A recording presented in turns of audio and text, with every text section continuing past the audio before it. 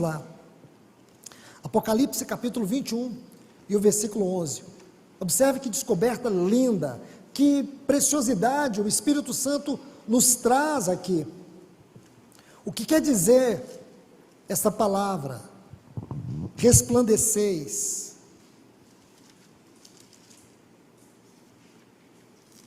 Apocalipse capítulo 21. O versículo 11 diz: e tendo a glória de Deus, aí diz assim, o seu brilho, é esta palavra, era semelhante a uma pedra preciosíssima, como a pedra de jaspe cristalina. Deixa eu explicar isso bem claro para vocês, de uma forma bem rápida. Essa palavra jaspe não existe no texto original. O jaspe é uma pedra opaca, o jaspe não é cristalino. Martinho Lutero, quando ele fez a tradução da Bíblia para o alemão, ele usou a palavra conforme está nos manuais, ou nos manuscritos mais antigos, diamante. É a pedra aqui, não é jaspe. Quem conhece a pedra de jaspe, nós tivemos o estudo das 12 pedras do fundamento da Nova Jerusalém, eu falei isso para os irmãos. A pedra de jaspe, se você ler Apocalipse capítulo 4, vai nos falar que aquele que está lá sentado no trono é como a pedra, ele tem um brilho de uma pedra de jaspe. Jaspe não é a pedra que está aqui, em conformidade com o texto original, é diamante.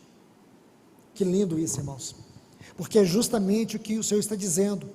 No meio de uma geração pervertida e corrupta, nós somos o quê? Nós somos um povo que resplandece, nós somos um povo que temos um brilho celestial, como uma pedra preciosíssima, o diamante. Você sabe que é muito interessante o diamante, porque o que é o diamante? É apenas o carbono, o carvão. Sabe o carvão que você joga fora quando termina de fazer o churrasco?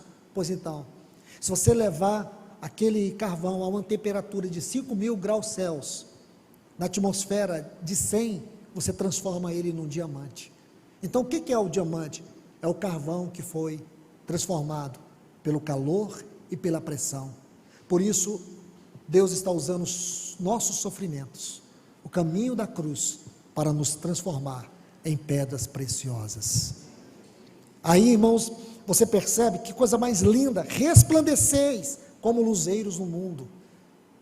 Que coisa maravilhosa, é isso que você tem que entender, isso é a igreja tem que resplandecer, ela não tem que ser censurada, a não ser se ela é perseguida por causa do Evangelho, a não ser se ela é perseguida por causa de Cristo. Nós já falamos sobre isso, estudamos sobre sofrimento. Você pode sofrer por causa dos seus pecados. Quando o cristão sofre por causa dos pecados, Deus o leva ao arrependimento. Sofremos também por causa do nosso ego. Quando sofremos por causa do nosso ego, Deus quer nos levar ao quebrantamento. Mas também podemos sofrer por causa de Cristo. E quando nós sofremos por causa de Cristo, Deus quer nos levar para o crescimento. Então, é por essas razões que o cristão sofre.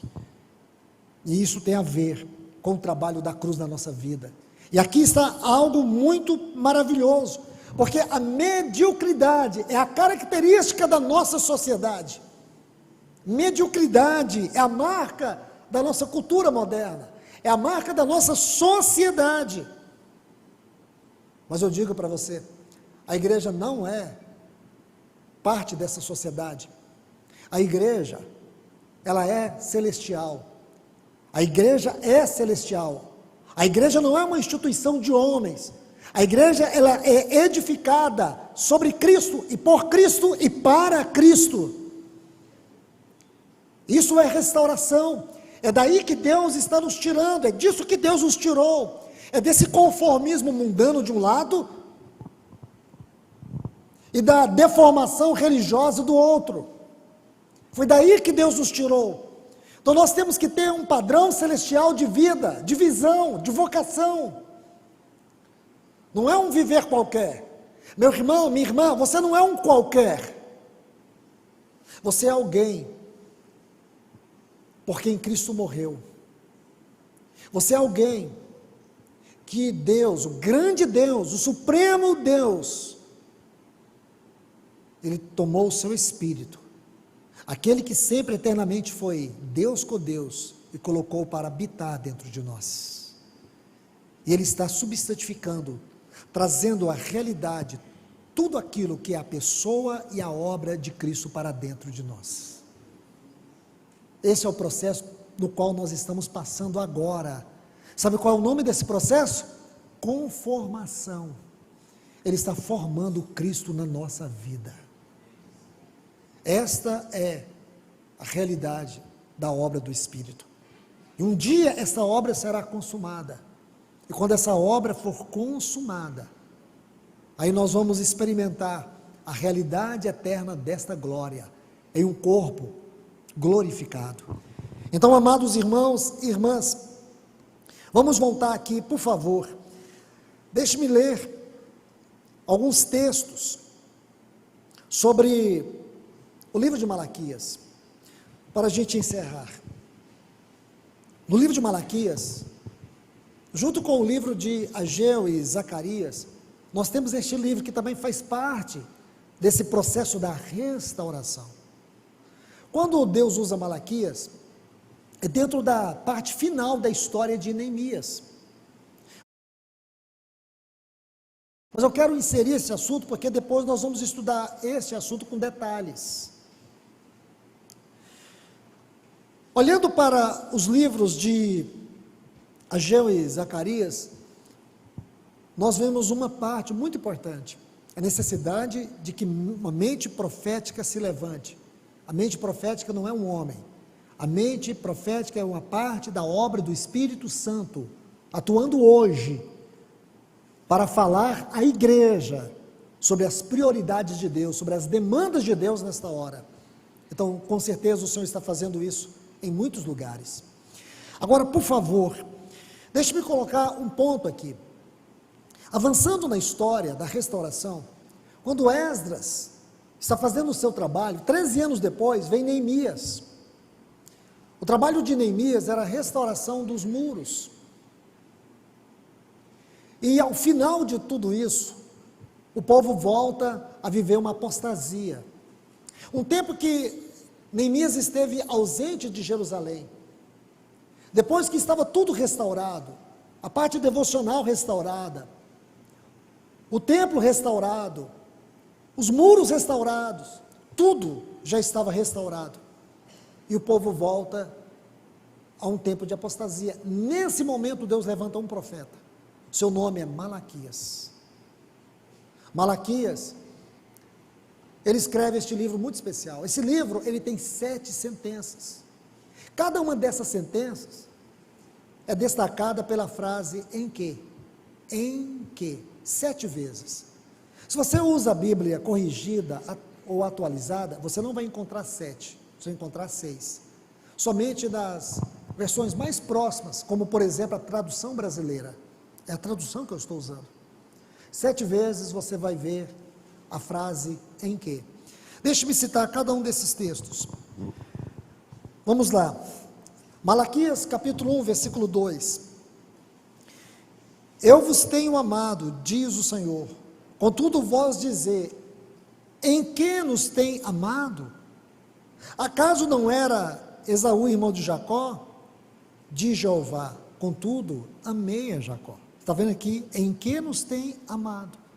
É uma sentença isso aqui. Por quê? Porque este povo não estava conhecendo, experimentando o amor de Deus. E se você olhar cada uma dessas sentenças constrói para nós o caminho da apostasia. Não conhecer o amor de Deus, não conhecer as dimensões do amor de Deus, a altura, largura, comprimento, profundidade do amor de Deus. Então, quando não se conhece o amor de Deus, você se perde na devoção. Então o culto começa a ser formal. Aí tem aquele texto de Osés que diz assim: porque amam o sacrifício, sacrificam. Então, porque as pessoas amam adoração, elas adoram.